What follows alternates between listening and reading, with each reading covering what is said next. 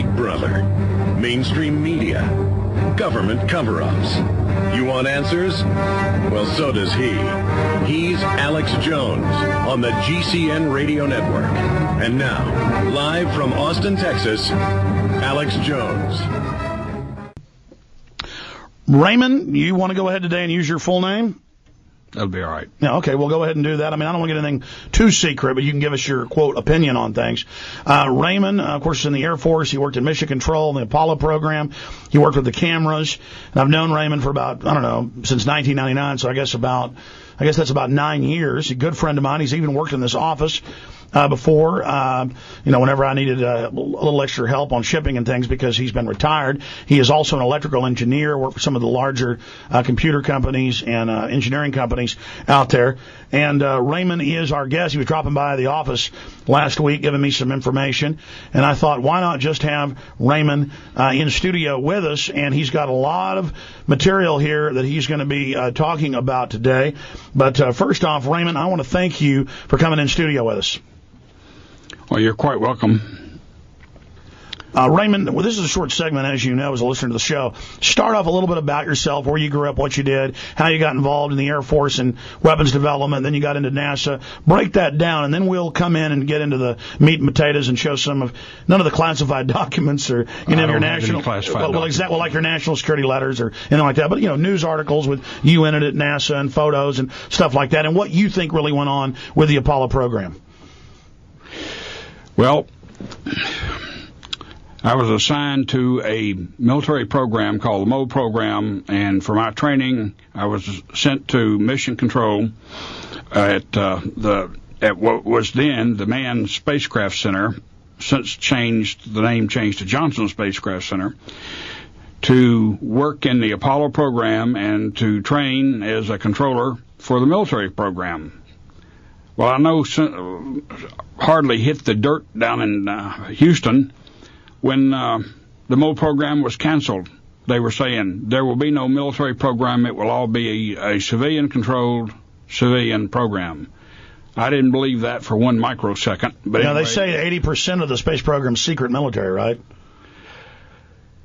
Well, I've never worked on the other side of it, but I have had enough hiccups I've seen to believe that what has become the shuttle program is simply a diversion from the real program. That's what the former head of Star Wars, Dr. Bob Bowman, said here on the show. Well, they were going to build a space station called the Manned Orbiting Laboratory. Now, this is very early. This is before all the high technology and integrated circuits and the really miniaturized, high-powered computers. In fact, the instrument ring on the Saturn V, which had the computing power of something like a good-sized handheld computer, all transistor logic, weighed 1,400 pounds. And the same thing could be done with one integrated circuit chip today that weighs practically nothing. All right, Raymond, stay there. We're going to be right back after this quick break. Everybody stay with us. This is the GCN Radio Network, and the vid cams, the document cams are live in studio. Okay, all branches of the service had officers stationed at NASA, were assigned to this first Special Activity Squadron, and we operated just like the civilians did. We had jobs working right beside them, doing the same things, and there were people from the Army, people from the Navy, and people from the Air Force, as myself. And now, why had they sent you to NASA? What had you done previously in the Air Force? I started in pilot training. And but then you said you'd worked on missile systems and guidance and things like that. Okay, that all came later when I... Okay, well, then I'm going to stop. Go through your history. Go ahead. All right. As far as my history working at the manned spacecraft and in the Johnson Spacecraft Center, same thing. I first worked on the Apollo program up through the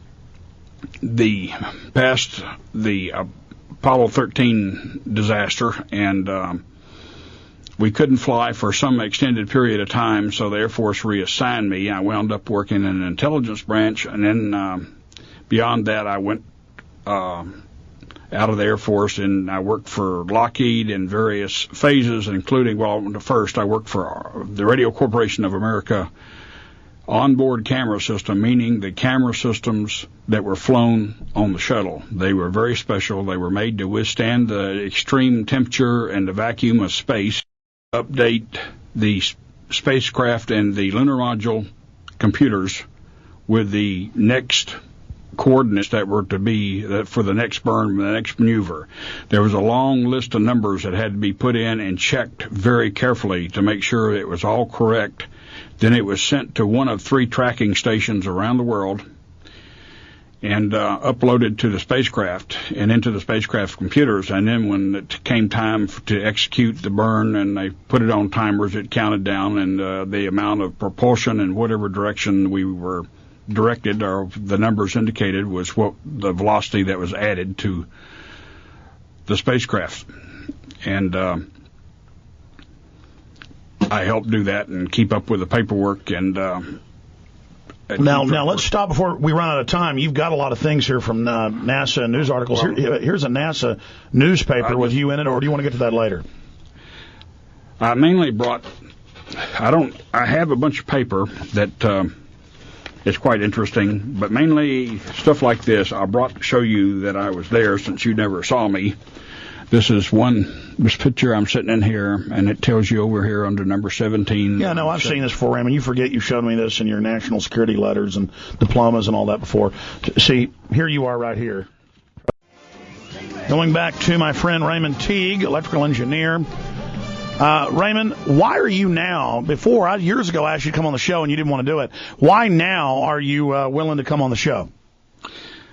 Well, I'm frankly tired of all the lies and hypocrisy and the damage being done to this country by operations like 9/11 and what I see going on as far as our trying to control the world to take over all the areas that have oil for no reason when we could be producing our own oil. I have relatives in the oil field and know that we could be producing all the oil we want that is needed if... Alaska's admittedly got more than Saudi Arabia. If they would just turn it loose and allow someone to do it. And that's not the case. But anyway, there are other things about it. The digital cameras are an enormous convenience in that if you have something wrong or you want something to take a picture of damage or a problem on board the shuttle, you can take it with a digital camera or on the space station and send the radio, or telemetry, the picture down, and it can be examined on the ground immediately. There's no delay. And this is an enormous problem. This is an enormous advantage when trying to solve any problems where you need help of engineers on the ground. And there is no radiation damage. Now, but going back, you didn't have those during Apollo, though. That's right. These did not. And they're claiming that they're film cameras, these pristine, big glossies, hundreds and hundreds of them, total in the missions, thousands, from the moon with no damage on them.